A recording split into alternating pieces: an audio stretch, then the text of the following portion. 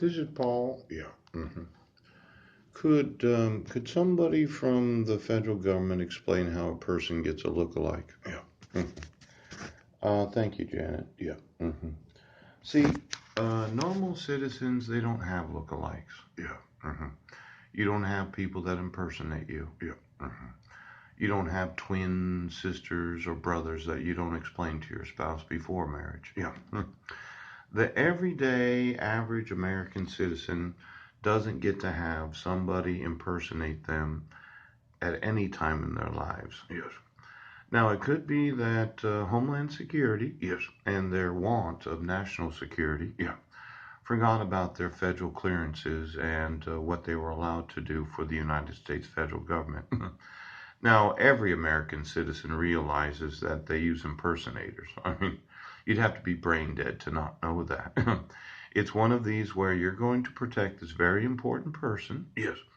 And you ask somebody to play the part of themselves. Right. So that they can travel without anyone knowing where they're going. Yes. And it's a national security concern.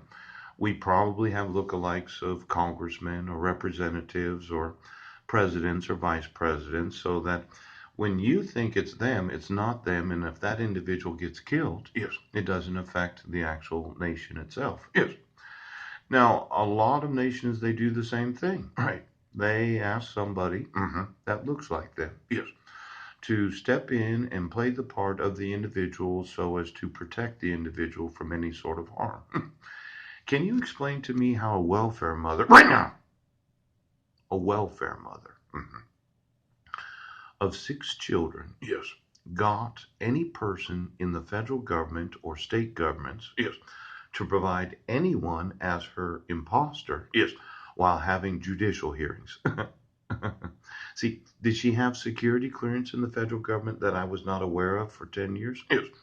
It'd be difficult, yes, to get the security clearance necessary, yes, to okay an impersonator of any citizen.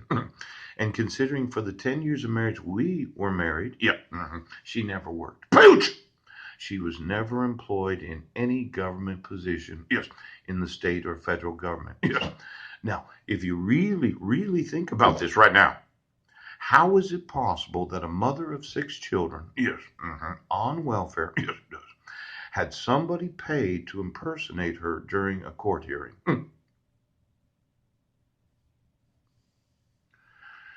Can those that have security clearance in the United States federal government that do know about the safety precautions of being very important people explain, yes, how a welfare recipient, yes, it does, the alleged victim of domestic violence on Guam, yes, how a welfare recipient received any sort of look-alike, yes, to protect her identity, yes, her safety, yes.